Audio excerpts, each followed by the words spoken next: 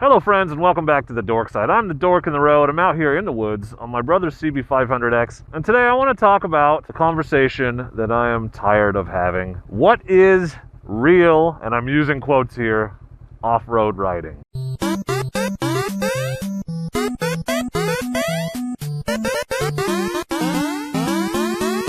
I'm the Dork in the road, and I want to be your internet riding buddy, so please consider subscribing. I'm headed out to do an extended sort of off-road test ride on the 500X today, but on my way in on this forest road, thought it might be fun to do an old school motovlog style conversation, like the old days. And the thing I want to talk about today is a conversation that crops up in the comments of my videos a lot. So I'm out today doing an off-road test ride on the 500X. Obviously at this moment, I'm still on the road. I'm on my way up there. But the second I hit gravel, in my mind, that is off-road. That is an off-road test ride. But I always get comments on my videos, how come you said this was an off-road test ride? You never went off the road. A logging road is a road. And that drives me nuts. And it drives me nuts for a few reasons. One, you're just being semantical, right? It's a semantic argument. Yes, technically the term for the thing that logging trucks drive on that's made of gravel is a logging road. You're right. You're correct. You win, grammar police. And believe me, I am one of the most veteran grammar police out there. I literally have a degree in it.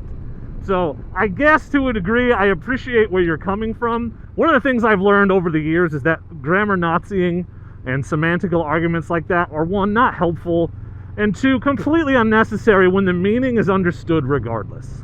Someone asks for your help, great, correct their grammar. But the point is, when I say off-road and then I get on a logging road, you know what I mean is off-pavement.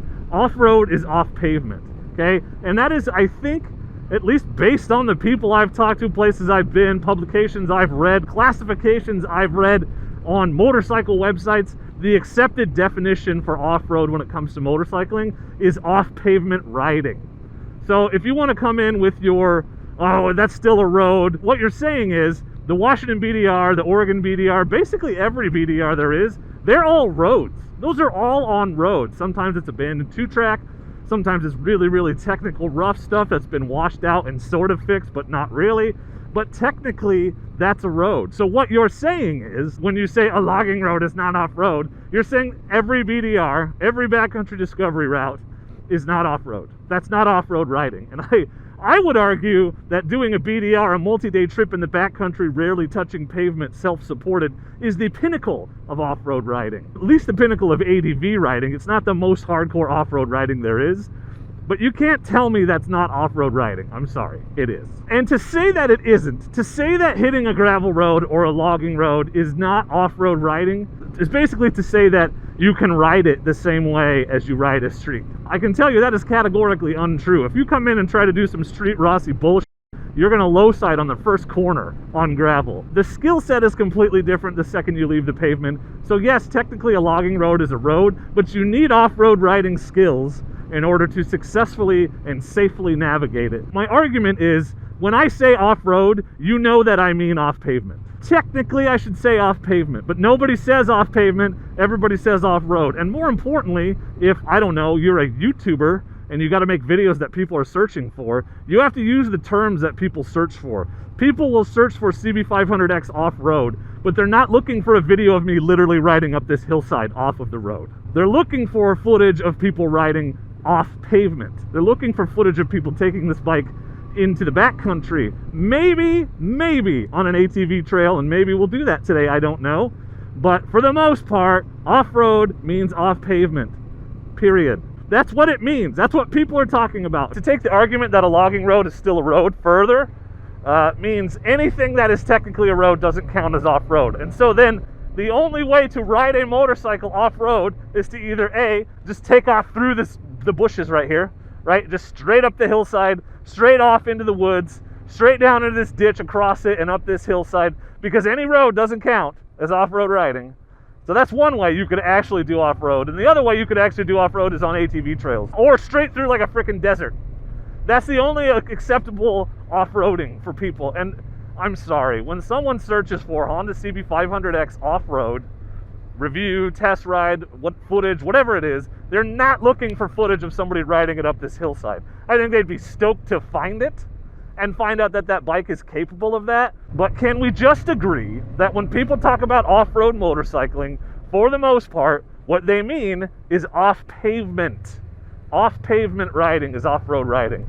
This is a crappy road, this is a slippery road, I'm taking it easy, but I would not classify this as off-road riding. I'm not riding this 500X off-road right now.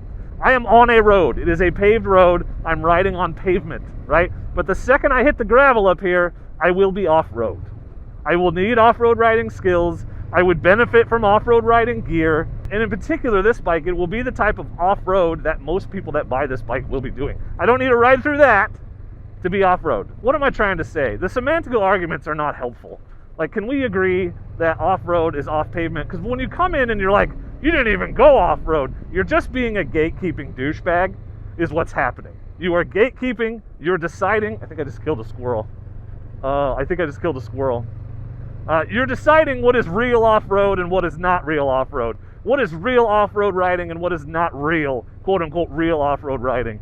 And frankly, what someone else does, their opinion of how they ride their motorcycle and what's challenging and what's difficult for them is none of your damn business. How they use their motorcycle is none of your damn business. Can we stop telling people they're not really doing the thing when they're out there doing the thing to the best of their ability or to the level that they're comfortable or to the level that they want to, right? Gatekeeping off-road riding helps nobody. A new rider is so excited that he got out on off-road, off the pavement for the first time on his dual sport bike, and he posts a video that says, first time off-road on my 250L, and then a bunch of people come in the comments and go, that's not real off-road. It is for him. It may not be for you, and that's okay. But let people enjoy things. Let people enjoy their accomplishments and understand that the accepted definition of off-road riding is off pavement.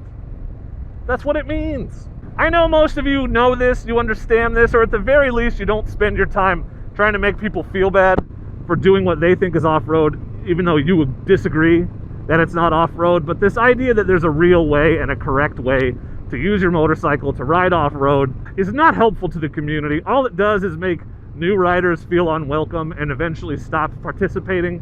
And the fewer riders we have, the fewer used bikes there are on the market, the fewer new models they'll come out with, the fewer rides and events we have. That's all bad for the industry if you're just discouraging new people and people that are less skilled than you from getting out and riding. So, stop gatekeeping, man.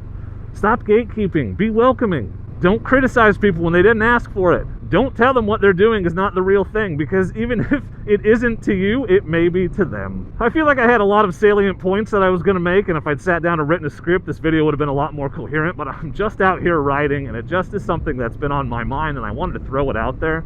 So what do you think? I hesitate to even ask, because every time I post a semi-controversial opinion, a bunch of people come in the comments who don't know how to disagree respectfully. And, that's not fun for anyone. So you can disagree with me, that's fine. But do it respectfully, or at least be as respectful as I've been. So, if you want to be mildly sarcastic, okay, go ahead. But, you don't have to be a dick. I have a whole video about that you can check out if you're not sure how to not be a dick. I already made a video, I'll link that for you. Okay, actually I have two questions for you. Is the accepted definition of off-road motorcycle riding off-pavement riding, or do you legitimately expect when you click on a video that says off-road motorcycle riding that you're going to see someone riding cross-country through the woods?